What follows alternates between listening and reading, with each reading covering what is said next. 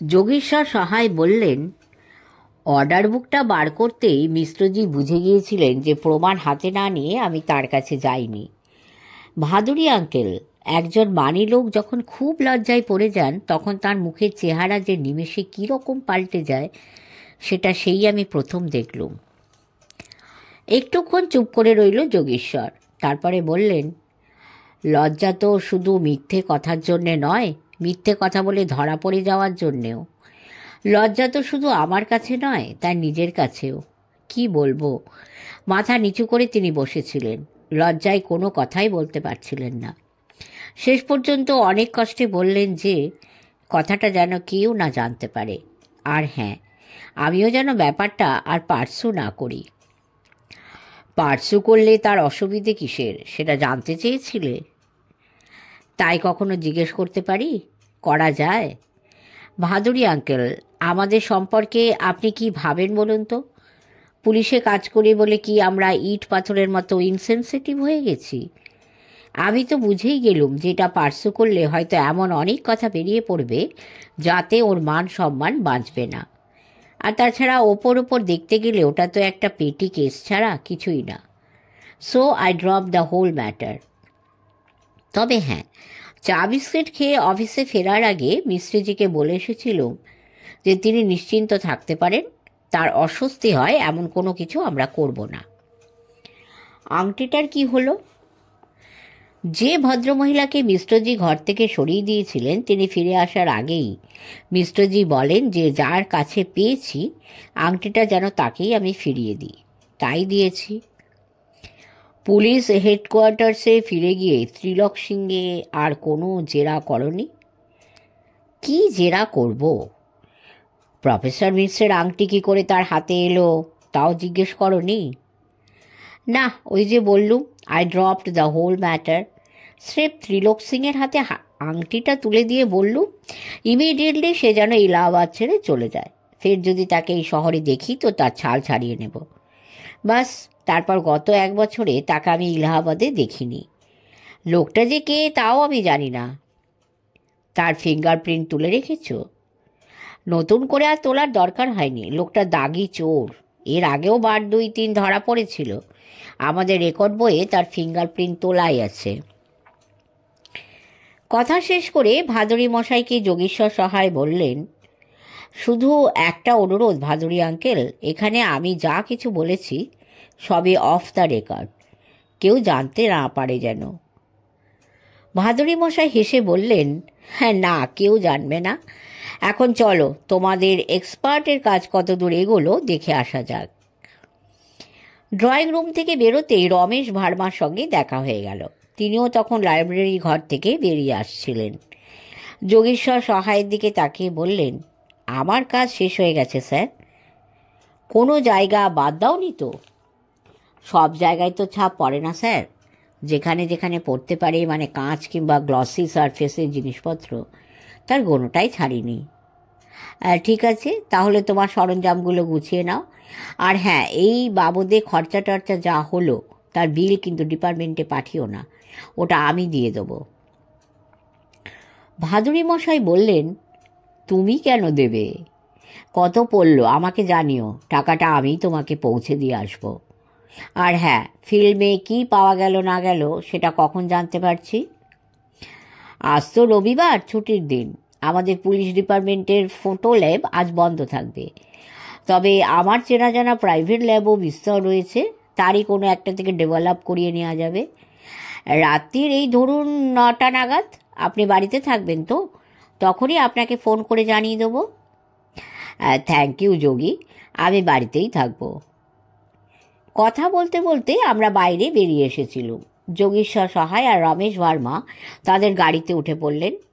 ভিতরে এসে লাইব্রেরি ঘরে ফের তালা লাগিয়ে চাবিটা জনার্দনের হাতে তুলে দিয়ে ভাদুরী মশাই বললেন, আমাদের কাজ হয়ে গেছে। বাড়ি থেকে বেরোবার সময় রঘুনন্দন বলে গেছে যে তারা নার্সিং হোম থেকে মিউজিয়ামে যাবে। যেহেতু একটা বিদেশি ডেলিগেশনের সদস্যদের নিয়ে ডিস্ট্রিক্ট ম্যাজিস্ট্রেট আজ 3টে নাগাদ সেখানে আসবেন, তাই ছুটির দিন হলেও মিউজিয়াম আজ খোলা রাখতে হয়েছে। রাধিকা আর রঘুনন্দন এ বেলাতেই সেখানে গিয়ে সব কিছু সাফসুতরো করে রাখতে চায়। দুপুরবেলায় তারা বাড়িতে খেতে আসবে ঠিকই, কিন্তু 12টার আগে আসতে পারবে না বলে মনে হয় না। এদিকে ঘড়িতে এখন 11টা বাজে। ফিঙ্গারপ্রিন্ট তোলার কাজ শেষ করে যোগেশ্বর সহায় তার সঙ্গীকে নিয়ে এইমাত্র এলাহাবাদ রওনা হয়ে গেলেন। তার মানে ঘণ্টাখানেক এখন একেবারে নিশ্চিন্ত অবসর। ভাবছিলুম যে দোতলায় উঠে এবারে একটু বিশ্রাম নেওয়া যাবে, কিন্তু সেটা আর হলো না। যোগেশ্বরকে সবে বিদায় জানিয়ে একতলার বারান্দায় ফিরে এসে সিঁড়ির দিকে পা বাড়িয়েছি, পিছন থেকে ভাদুরীমশাই বললেন, কোথায় যাচ্ছেন? কেন, দোতলায়?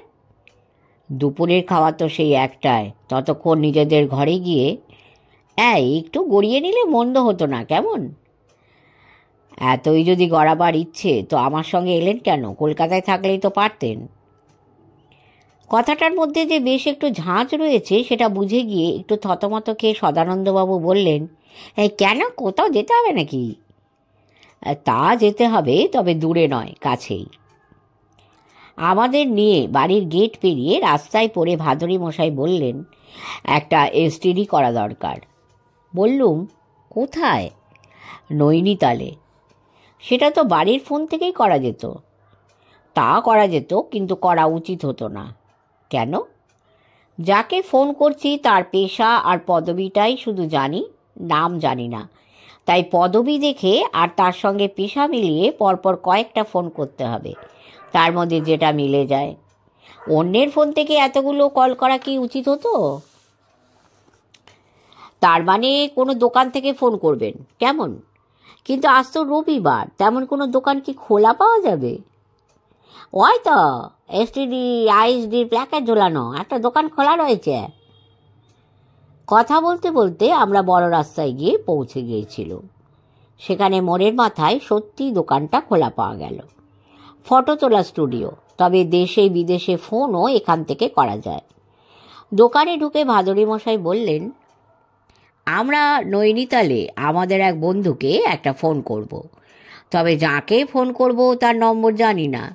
নৈনিতালের ফোন গাইড পেলে অবশ্য নম্বরটা খুঁজে নিতে পারি।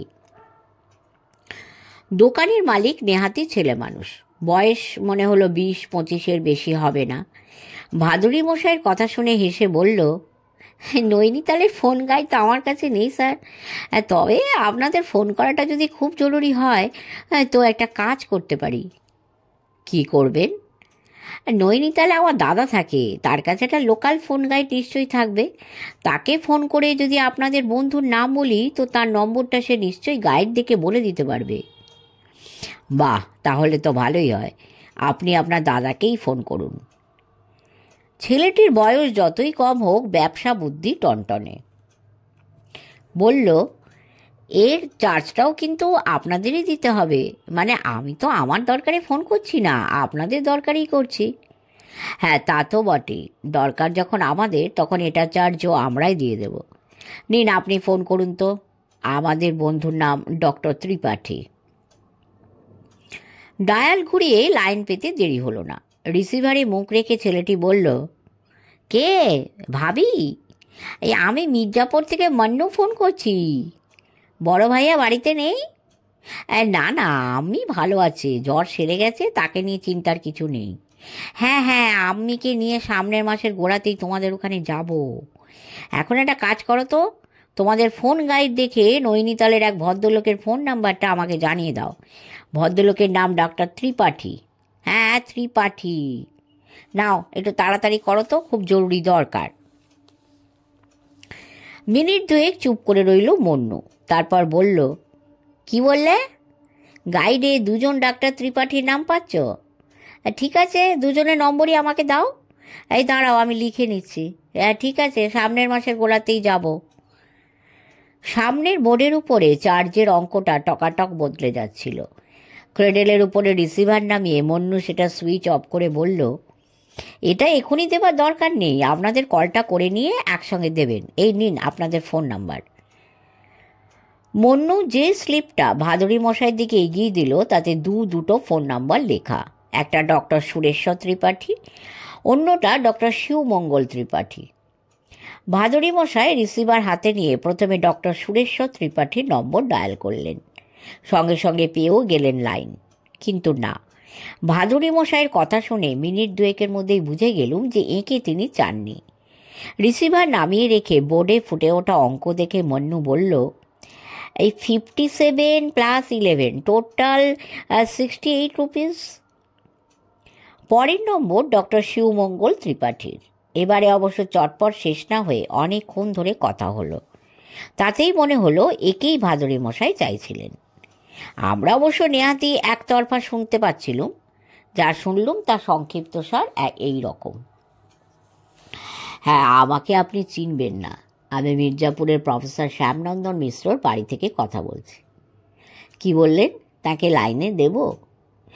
কিন্তু তিনি তো এখন এখানে নেই, অসুস্থ হয়ে নার্সিংহোমে রয়েছেন। হ্যাঁ, তার নাতির কথা জানতে চান? হ্যাঁ, রাইট, ওই নামই তো বললেন। হ্যাঁ, ইউ কুড কেয়ারলেস। কোথায় আছে তাও জানেন না? আইসি, তো ঠিক আছে, এটাই তাকে জানিয়ে দেব। নমস্তে। ভাদুরী মশাই রিসিভার নামিয়ে রাখলেন। তার মুখে দেখলুম অদ্ভুত এক টুকরো হাসি ফুটে উঠেছে।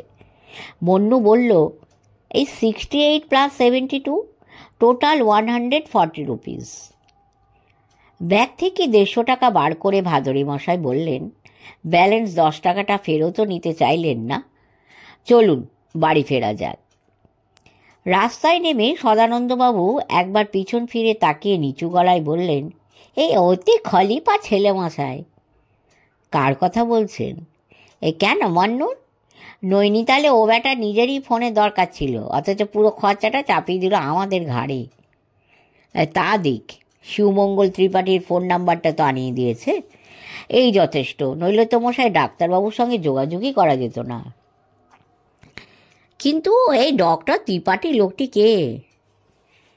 আপনাদের নিয়ে এই হয়েছে মুশকিল। সবই আপনাদের বলেছি, অথচ কিছুই আপনাদের মনে নেই। যাকে আজ বিকেলে বিন্দেশ্বরীর মন্দিরে যাবেন নাকি? শেষ কথাটা সদানন্দবাবুর উদ্দেশ্যে বলা। বিন্দেশ্বরীর মন্দিরে যাওয়া আর প্রয়াগে গিয়ে একটা ডুব দেওয়ার জন্য তিনি যে বড়ই উতলা হয়ে পড়েছেন, কাল রাত্রিরেই ভাদুরী মশাইকে আমি তা জানিয়ে রেখেছিল। কিন্তু সদানন্দবাবুর যা বৈশিষ্ট্য, যখনই তিনি বুঝতে পারেন যে তার মনোবাসনা পূর্ণ হতে চলেছে, ঠিক তখনই তার কর্তব্যবুদ্ধি হঠাৎ মাথা তাড়া দিয়ে ওঠে। ভাদুরী মশাইয়ের কথা শুনে তিনি একবারে হাঁ হাঁ করে উঠলেন। আরে না না না, এখনই ওইসব মন্দির টন্দির কেন? কাজটাই হচ্ছে আসল কথা। হাতের কাজ আগে শেষ করুন, তারপর ওসব হবে কোন। মন্দির তো আর পালিয়ে যাচ্ছে না মশাই। হ্যাঁ, কাজ তো প্রায় শেষ। একটা ধাঁধা ছিল অবশ্যই, তবে নৈনিতালে ফোন করে যা শুনলুম তাতে সেটাও মিটে গেছে। তাই? হ্যাঁ, নিন। 12টা বাজতে চলল। রঘুনন্দন হয়তো এখনই এসে পড়বে।